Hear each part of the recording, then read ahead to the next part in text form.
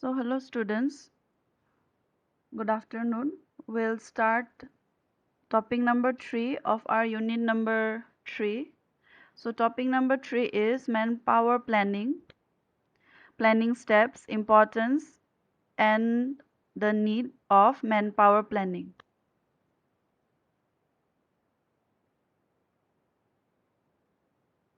So, first one, planning of manpower. Manpower planning is also known as human resource planning, and it consists of putting right number of people, right kind of people at the right place, right time, and doing the things for which they are suited for the achievement of the goals of the project or for the organization. So human resource planning has got an important place in the arena of industrialization. Human resource planning has to be a systems approach and is carried out in a set procedure.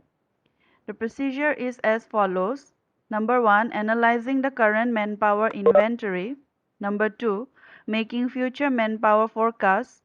Number 3, developing employment programs. And number 4, designing the training programs. Next, steps in manpower planning. First one is analyzing the current manpower inventory. So before a manager makes forecasts of future manpower or predicts the future of the manpower, the current manpower status has to be analyzed. For this, the following things needs to be noted. First one is the type of organization. Second, number of departments. Third, number and quantity of such departments. And the last one, fourth, employees in this work units. So one of these factors are registered by a manager and he goes for the future forecasting of manpower planning. Next one, making future manpower forecast. So once the factors affecting the future manpower forecast are known, planning can be done for the future manpower requirements in several work units. The manpower forecasting techniques commonly employed by the organizations are as follows. Number 1, expert forecast. Number 2, trend analysis. Number 3, workload analysis. So expert forecast. So this includes informal decisions, formal expert surveys, and Delphi technique. Number 2, trend analysis. Manpower needs can be projected through extrapolation, that is projecting the past trends or past projects, and in indexation, that is using the base year as basis, and statistical analysis, that is central tendency measure. Next, workload analysis. It is dependent upon the nature of workload in a department or in a branch or also in a division.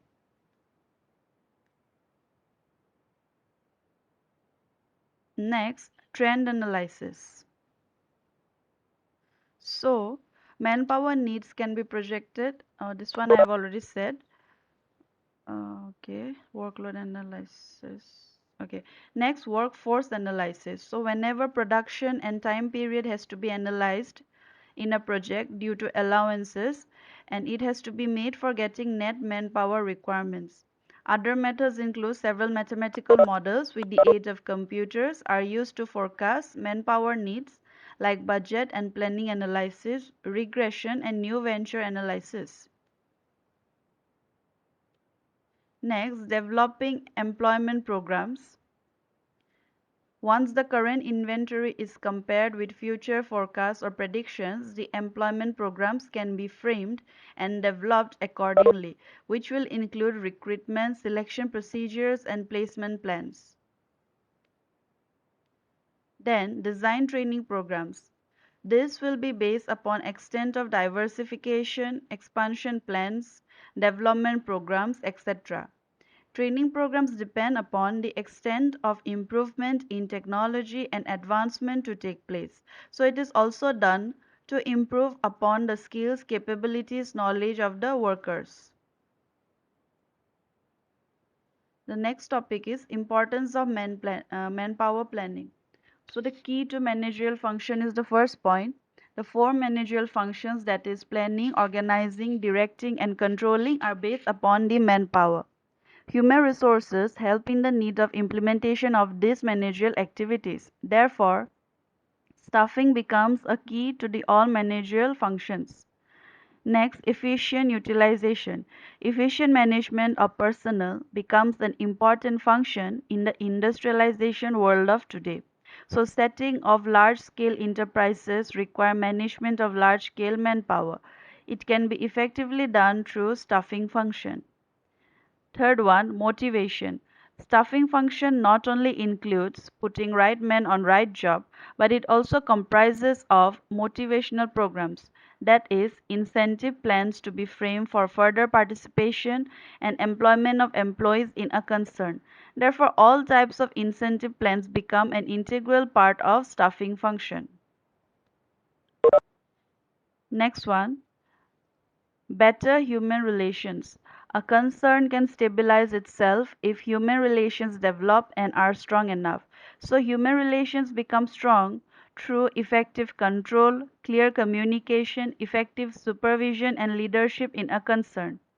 Staffing function also looks after training and development of the workforce, which leads to the cooperation and better human relations. Then, higher productivity. Productivity level increases when resources are utilized in best possible manner. Higher productivity is a result of minimum wastage of time, money, efforts, and energies. This is possible through the staffing and its related activities, that is performance appraisal, training and development, and remuneration. Next, need of manpower planning.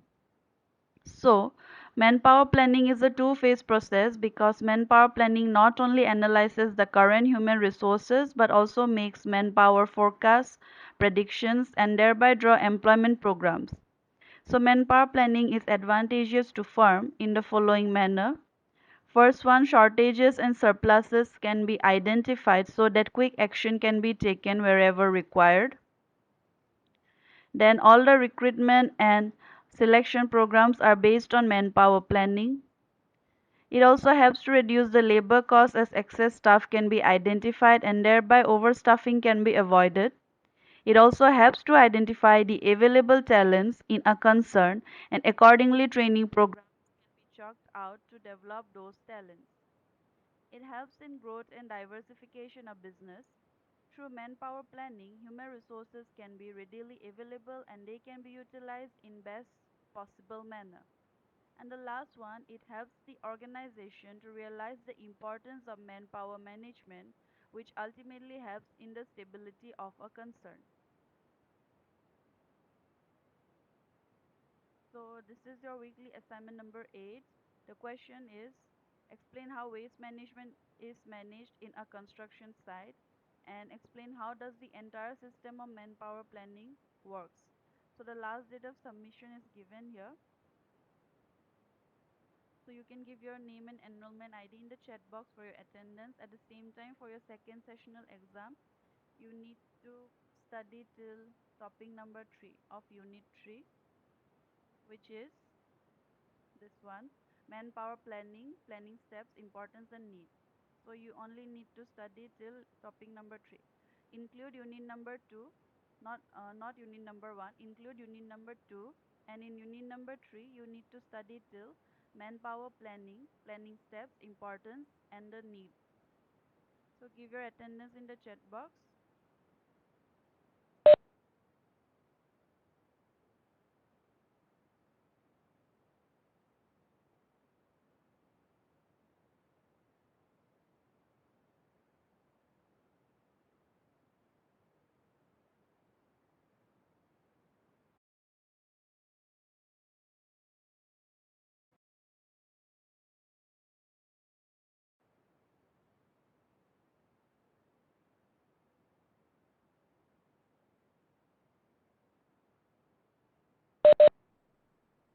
Meters on either side, so we have a clear vision of what is happening in the parking space. Do not park in the place that blocks a vehicle already parked, a sidewalk, crosswalk, pedestrian crossing, or road entrances. We must be sure each building has their own parking space and it does not block anything any building or any activity that is already happening on the street. Do not park near the public entrance to hotel, theater or public hall when it is open to the public. It cannot be entertained to park your vehicle in front of a public building, so that people who are going to come inside the building are going to or will not have any place to get inside the building if there is a parking. So we must be sure these public buildings is not hindered by the parking. Do not park near any intersection or roundabouts. If you are parking near an intersection or roundabout, the person who are going to come behind you won't know what is, if there is a vehicle is going to come in front of him, or if there is any obstruction on the road that is happening, or any construction movement that is happening. So in order to give a clear vision of what is going to happen, the parking should be avoided in the corners. Park the vehicle on the left side in the direction of the traffic. So since in India we are using left side parking, so left side driving, we should provide parking on the left side or on the traffic movement direction. So now let's look into different types of parking. First we are going to see what is parallel parking, and then we are going to continue with angular parking. First, parallel parking. The term parallel parking means parking the vehicle in a line, that is front to rear. The parking area should be 1.5 times longer than the vehicle to be parked. Check the following rules for parallel parking. So parallel parking is parking two cars to the, parallel to each other and perpendicular to the street. So the length that is required for parking has to be 1.5 times the length of the vehicle that is going to get parked. Say for example, you have a large car parking and the length of the large car is say 5 meters. We might need 1.5 times, which is 5 plus 2.5 meters, which is going to be 7.5 meter length of parking space will be required if you choose this type of design. Slowly reverse into the space, providing for parking, turning and steering the wheel anti-clockwise. So you need to make sure your vehicle can be parked and it can take a reverse, and it can also take a and it can have a steering wheel which can rotate your which can ensure your vehicle can take a straight and then it can come out. So these are the considerations it has to be followed while making a parallel parking, so that your width of the road which is abutting your parking is wide enough to do all the process. Take care that you have cleared the vehicle ahead. When you take your vehicle outside, it should not be, your movement should not be stopped because there is something else which is restricting the movement. So you should make sure the roads in which the movement is going to happen is completely is not being blocked.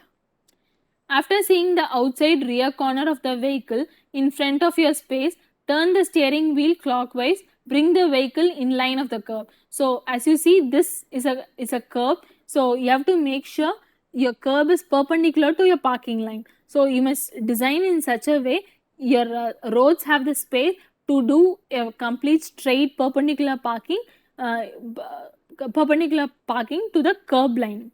If the vehicle is not parallel to the curb, drive forward and straighten. Make sure the wheels of the car are straight. It has to be completely perpendicular to the curb line, and it has to fall parallel to each vehicle. So now we are going to see what happens if you are choosing an angular parking design. The term angular parking means parking the vehicle at an angle to the curb of the road. The following basic principle is to be followed in the angular parking. Parallel parking is parking vehicles completely perpendicular to a curb wall. So angular parking is parking at an angle to the in relationship to the curb wall, so that there you can save much more space, and parking is much more easier and effective compared to the parallel parking. So the rules that has to be followed are: first and foremost, look through the mirror and over the shoulder for traffic beyond you. Give left indicator to signal to the vehicle behind that you intend to park the vehicle. So this is the process that happens when you park your vehicle, so that you must make sure you have points in which you see what the vehicle is coming behind you. So we can design, we can keep a place in which you can see a concave lens in which you get the vision of what's happening behind, so that you don't go and hit on the vehicles that is coming behind you while you're making this parking arrangement. Shear into the provided parking space and straighten the vehicle. Keep equal distance on both sides. Pull this handbrake and shift first or reverse gear. When you park your vehicle, you must be sure it is being parked within the space allocated for one vehicle, and it does not interpret with the intrude with the other spaces. So it can be effectively followed, and the harmony can be kept throughout. So next is perpendicular parking. By perpendicular parking, it means the parking at right angle of the road curb. Always reverse the vehicle in parking space so that you can exit comfortably. Pass ahead of the parked vehicle next to the available space. Turn the steering anti-clockwise and reverse slowly until you are in the center of the parking space. Close the window and lock the vehicle. When you go for a perpendicular parking, it is also a parking type which is completely perpendicular or forms a 90-degree to the curb wall. So this type of parking can be used when you have space available for your parking design is more compared to your angular parking, and you must ensure you have right space for your turning and making your reverse. Precautions while passing parked vehicles. Be careful while passing by a parked vehicle. Never open the door without looking. Beware, a child might be playing or can come in front of your vehicle hidden. So while designing it, you must be sensitive what is happening around the corner, or if it can be avoid, what type of accident and safety measures can be avoided. So to design all that, you must be sure you know what the problems might be caused due to a bad parking. In an emergency, we have to stop by the side of the road. Make sure the stop is very short. When you're taking your vehicle outside, or when you're having a closed parking lot, there must be provision for your safety and emergency exist. So if there is a fire, there must be an emergency exist, or say a fire extinguisher available within a short distance, so people or users can take it and use it effectively to stop the fire with a minimum damage. What not to do while parking? Do not park on the footpath, near traffic crossing, roundabouts or turns, on the main roads where your vehicle obstruct traffic, on wrong side of the road. So you must ensure your design does not encourage such type of activity. So you must ensure you have good parking space, and your parking space is properly maintained with all safety amenities, and it does not intrude with vehicular movements, so that all this can be avoided. And you should be sensitive where parking cannot be done at all, so those type of places can be avoided.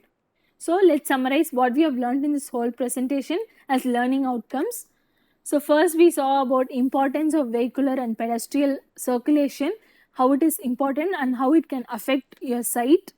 And then we went to see about classification of various road networks in India. So we saw different types of road network which is carrying goods and commodities, and different road networks which is carrying people, and if it is connecting from how different type of road network is getting connected from express highways to your individual village roads. Importance of car parking and circulation network.